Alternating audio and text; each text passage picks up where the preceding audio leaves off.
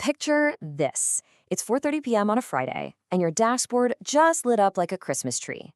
Data is flying across your screen, sirens might as well be blaring, and the fate of an entire company's network might just rest squarely on your shoulders.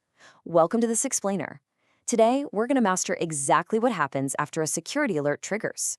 We're diving into the true hero's journey of a cyber alert, specifically focusing on level 1 reporting, escalation, and communication. Okay, let's dive into this. Here is our ultimate survival guide for today. First, we'll hit the cyber alert funnel, then writing the perfect report, escalating true threats, and finally, navigating communication crises. All right, part 1, the cyber alert funnel. So, grab your coffee and put yourself right in the shoes of a junior level 1 analyst. You open up your platform and boom, you're immediately staring at this massive, overwhelming wall of raw data, 100. That's the sheer volume of alerts you might face on a single shift. I know, it looks intimidating. But the real enemy here isn't the hackers, it's alert fatigue. These systems are hypersensitive by design, so you have to ruthlessly filter the noise. The vast majority of this stuff, it's just misconfigurations, authorized vulnerability scans, or minor hiccups that you can handle entirely on your own without hitting the panic button. But watch how fast this filters down. Out of those 100 alerts, maybe, just maybe, 10 are actually true positives. These are the alerts that actually have teeth. We're talking weird lateral movement or unexpected outbound traffic hitting a known bad IP. These are the true threats where you absolutely need to escalate the issue to a senior level 2 analyst for backup. And this right here is the wild reality of the job. Because out of those 10 escalations, probably only one actually results in a full-blown incident, just one. But man, that single alert is a total game changer. It forces the whole team to kick off deep digital forensics and incident response. The company's posture instantly shifts from just passively watching the radar to active crisis mode. Your job is to find that one radioactive needle in a giant digital haystack. Moving on to section 2, writing the perfect report. Now you might be wondering, how do we actually get from 100 confusing blips down to that one validated threat? Well, you have to know how to document your findings effectively. Now, what's really interesting here is the timeline. You'd probably think the raw system logs are the holy grail of an investigation, right? Actually, those raw logs are usually wiped after 3 to 12 months to save server space. But your alert reports, those are stored indefinitely. This is absolutely crucial because an incident that happened 8 months ago might only be discovered today. When those raw logs are long gone, your permanent written report is literally the only lifeline the DFIR team has left to piece together what happened. To write a report that actually works as a lifeline, you've got to lean on the classic 5 Ws framework. Let's run through a lightning-fast scenario. Who? A compromised admin account. What?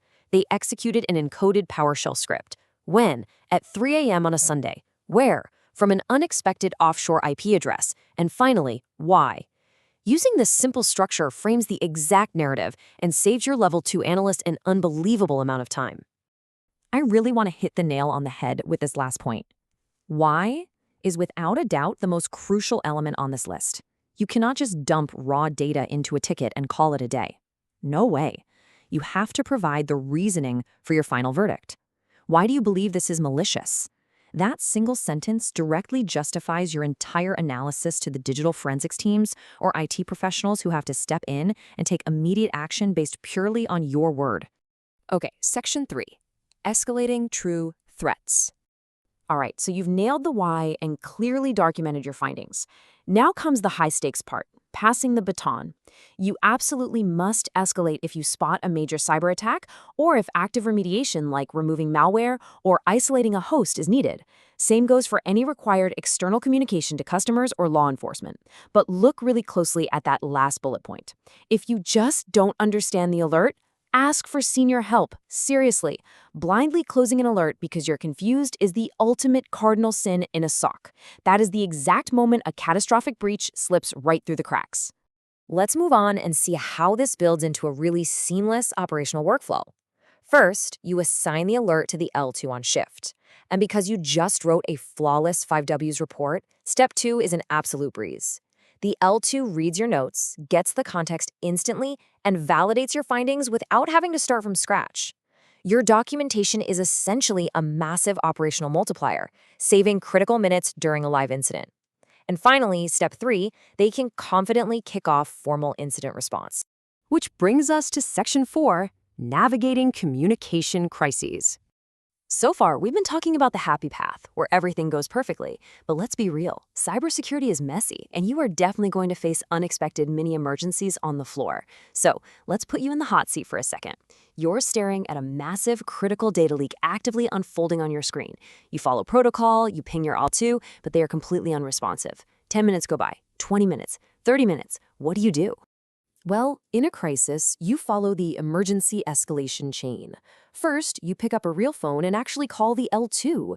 Still no answer? Then you escalate to an L3 analyst. And only if that L3 is completely unavailable do you finally escalate to your manager. Why? Because your manager needs technical context to make business decisions. If you just bypass the technical chain of command and go straight to the top, you're just escalating panic, not a solution. Okay. Here is another highly sensitive scenario. You get an alert that a user's corporate Slack or Teams account might be compromised. You need to ask the user if they actually just logged in from some random offshore location. It is so incredibly tempting to just quickly ping them in that existing chat window, right? It's convenient. So how do you actually reach them? Whatever you do, do not message them on the breach chat.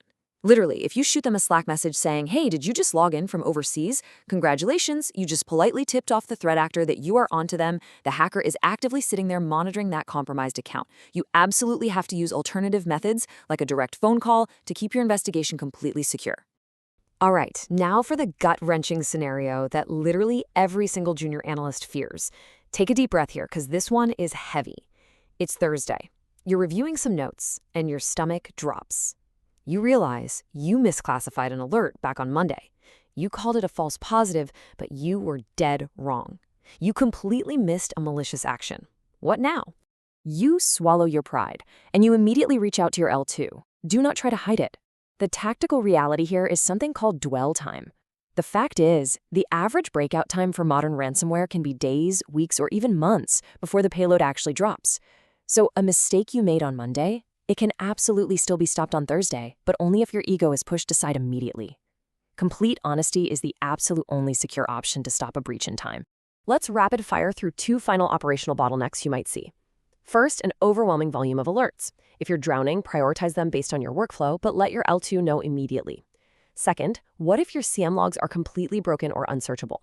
Please don't just skip the alert. Pivot. Check your endpoint logs, look at the firewall, do whatever manual digging you can, and report the broken logs.